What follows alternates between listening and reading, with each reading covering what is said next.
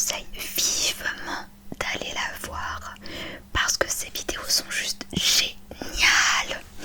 Non, vraiment, j'adore ces vidéos.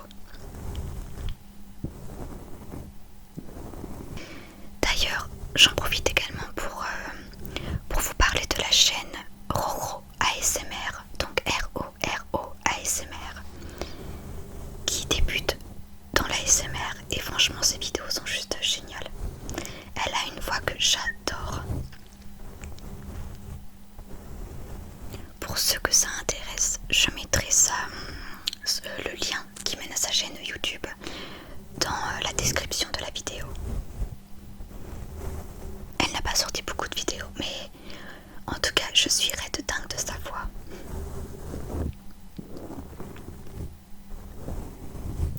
Donc pour en revenir à l'objet que je tiens dans les mains, il s'agit d'un poisson licorne, puisque là il y a une petite corne, je trouvais plus mes mots, et du coup je trouve que ça rentre dans le thème de la petite sirène, étant donné que dans le livre il y a des animaux marins.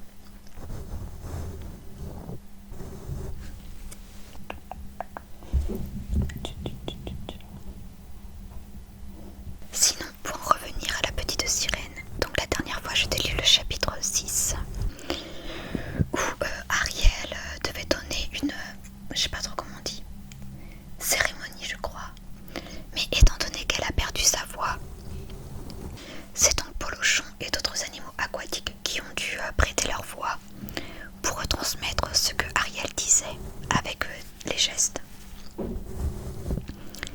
À la fin du chapitre, il y a Polochon qui a rendu visite à Ariel pour lui annoncer qu'un certain goéland souhaitait lui parler.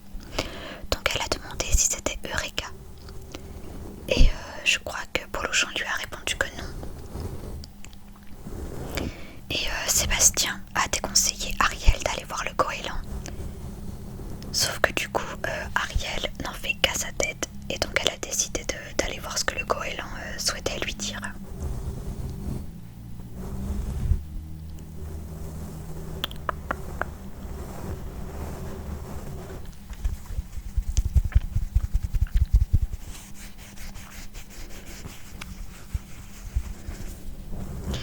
Donc maintenant, je vais te lire ce nouveau chapitre.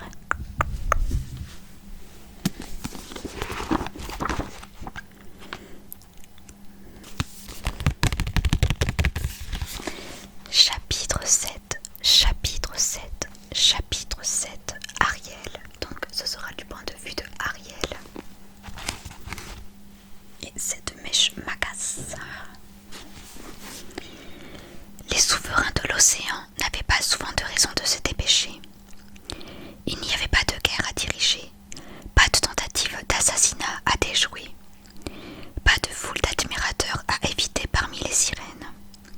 Au contraire, la lenteur et le calme étaient les attributs attendus de la royauté. Ariel savoura donc cette sortie impromptue. Elle battait l'eau de sa queue de toute sa force, même si elle en avait le souffle court. Fouiller les épaves avec Polochon, échapper aux requins, essayer de rentrer avant le couvre-feu, tout cela lui manquait. Elle aimait sentir la résistance de l'eau contre ses muscles. Le courant glissait sur elle quand elle faisait pivoter ses épaules pour prendre de la vitesse. Elle n'était plus montée aussi haut depuis des années et dut déglutir en sentant la pression diminuer. Elle se déboucha les oreilles en vue du changement d'environnement. Les couleurs s'estompaient, l'obscurité capiteuse des fonds marins laissait place à l'azur apaisant des profondeurs intermédiaires, puis à la lumière électrique et magique qui précédait l'arrivée à la surface. Elle n'avait pas prévu d'émerger de manière triomphante. Elle ne voulait pas y accorder autant d'importance. Elle avait l'intention de remonter doucement, comme une baleine, l'air de rien et imperturbable. « Tiens, je suis là !» Mais sans le vouloir, elle sentit sa queue battre 2 fois plus fort dans les derniers mètres, et elle jaillit hors de l'eau sous le soleil, comme si elle avait manqué de se noyer. Elle dégloutit encore et goûta l'air.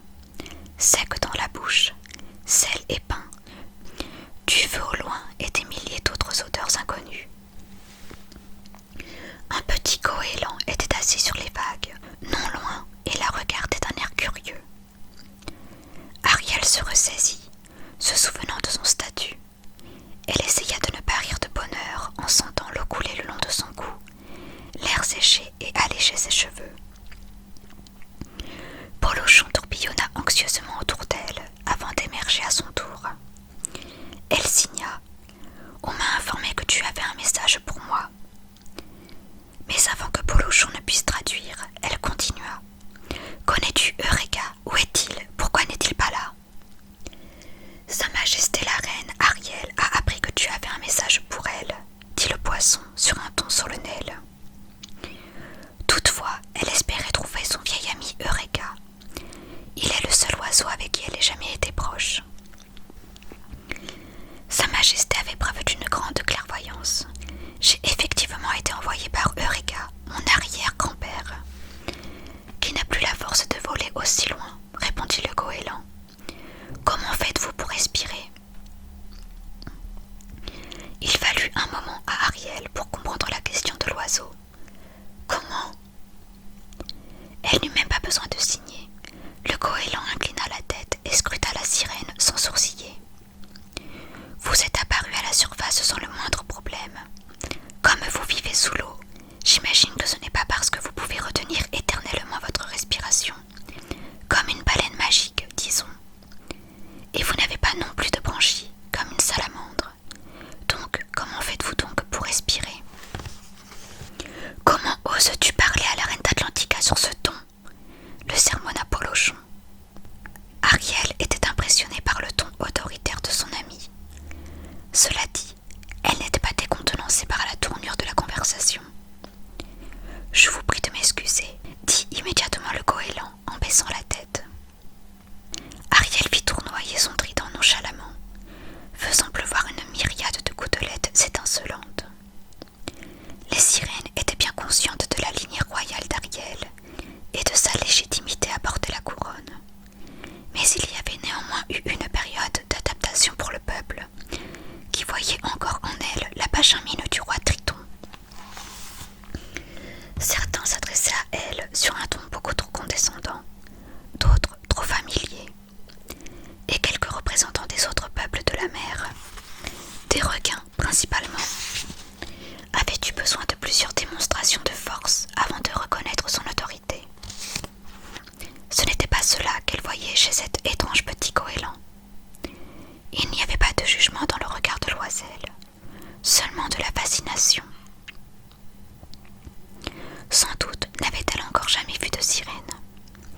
Ariel aurait tout aussi bien pu être une limace de mer ou un démon que le goéland aurait posé la même question. « Comment t'appelles-tu » Jonah, indiqua l'oiseau avec une petite courbette après que Polochon eut traduit. « Mais si vous parlez avec mon aïeul, il se peut qu'il m'appelle à tort Jonathan. Jonathan Livingstone. Il n'a pas toujours toute sa tête. » Ariel sourit. C'était Eureka tout craché. « Et si tu racontais toute l'histoire à la reine, depuis le début, Jonah ?» suggéra le poisson. Le goéland expliqua donc avoir vu l'opéra en compagnie de son arrière-grand-père, ainsi que la réaction de celui-ci. Elle parla de leur vol jusqu'au château pour espionner Vanessa et la révélation sur le sort de Triton. Elle relata les faits de manière succincte et précise, sans description, discrétion ni observations inutiles. Ariel se demanda brièvement comment cet oiseau pouvait être de la même famille que cette étourdie de Eureka. Peut-être un œuf tombé du nid. Les pensées défilaient dans l'esprit de la petite sirène, encore sous le choc. Son père était vivant, peut-être. Les bons souverains ne réagissent pas immédiatement aux informations qu'on leur donne, encore moins s'ils ne saisissent pas pleinement la portée des propos. Les décisions impulsives étaient imprudentes et pouvaient provoquer des catastrophes. Ariel l'avait appris à ses dépens. Dans ce genre de cas, être muette lui procurait un avantage. Elle pouvait prendre le temps d'assimiler la nouvelle, tout en cherchant une réponse appropriée. « Tu as vraiment vu mon père vivant ?» J'ai vu, Jonah chercha le bon mot, une chose enfermée dans une bouteille. La princesse lui parlait comme s'il s'agissait de Triton, le roi des mers. Et Papy dit que cette chose avait une ressemblance troublante avec l'être qu'il était autrefois. Ariel ne se souvenait que trop bien de cette chose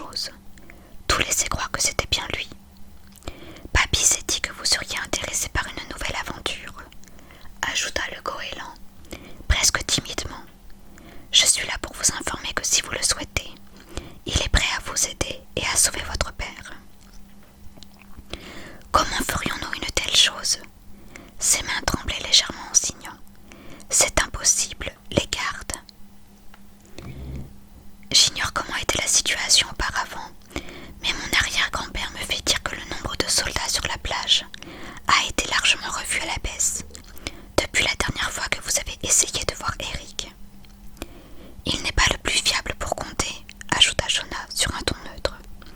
Mais quand nous étions sur place, je n'ai pas vu plus de 8 soldats, aucun d'eux dans l'eau, et ils ne semblaient pas très concentrés sur leurs tâches. 8. Ils étaient plusieurs dizaines la dernière fois qu'elles s'étaient approchées des côtes. Ils patrouillaient, l'air déterminé, les pieds dans le sable et les yeux sur l'eau. Mais c'était il y a des années.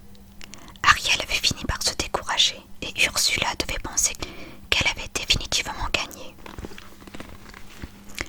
Peut-être que la sorcière avait l'esprit occupé ailleurs et avait oublié de veiller à la sécurité du littoral. Ariel signa.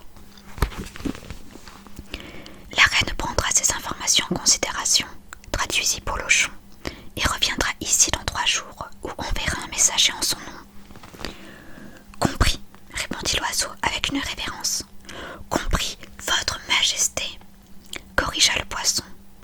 L'êtes-vous? Je veux dire, êtes-vous ma majesté? J'ignore comment fonctionnent les lois des mondes, du monde de la surface et du monde sous la mer. Ariel se retint de lever les yeux au ciel et de décrocher un sourire en coin, comme elle le faisait autrefois avec Polochon. Mais le petit oiseau la regardait, elle, quand elle signait. Elle, pas ses mains ni Polochon qui interprétait. Derrière les questions directes ou déplacées de Jonah se cachait un cœur bon.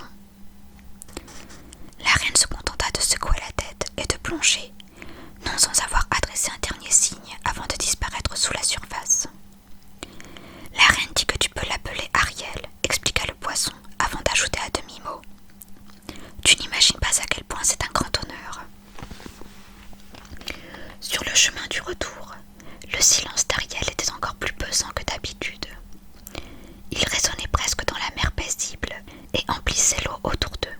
« Qu'est-ce que tu vas faire ?» demanda Polochon en essayant de ne pas avoir l'air aussi angoissé que dans sa jeunesse. « On doit sauver Triton, n'est-ce pas? Est-ce qu'on en sera capable ?» La sirène s'arrêta soudain dans l'eau, l'air pensif. Sa queue battait doucement pour la maintenir en place contre le léger courant qui faisait onduler sa nageoire et ses cheveux. « Sait-on seulement si c'est vrai ?» Polochon écarquilla les yeux. « Mais elle a dit... J'en sais rien, Ariel. Elle m'a semblé plutôt honnête, quoiqu'un peu étrange. Et Eureka... Ça fait des années. Pourquoi Ursula le garde-t-elle vivant? Aucune idée. Pour pouvoir lui parler, tout le temps. C'est le genre de truc qu'elle aime faire. Mais s'il est bien vivant, c'est une grande nouvelle, non? Il faut qu'on fasse quelque chose, tu ne crois pas? Le petit poisson bleu semblait presque la supplier d'agir. Il nageait de droite à gauche de désespoir. Je ne sais pas. J'aimerais tant que ce soit vrai. C'est trop d'un coup. J'ai besoin de réfléchir un moment. Seule, ajouta-t-elle. Polochon n'eut même pas besoin de demander où Ariel comptait aller. Sébastien va être furieux, soupira-t-il. Il essaya de ne pas ricaner en réponse au signe bien peu royal qu'elle venait de faire. Je lui dirai que tu es parti consulter les sages ou quelque chose comme ça, conclut-il, en la saluant d'un petit geste de la nageoire. Sois prudente. C'était un conseil inutile. Avec son trident, Ariel pouvait détruire n'importe quelle armée ou invoquer un orage, capable de fondre les eaux. Mais les habitudes avaient la vie dure, et Polochon ne pouvait s'empêcher de se faire du souci pour la reine, dont les seules faiblesses étaient invisibles. Et c'est la fin de ce chapitre.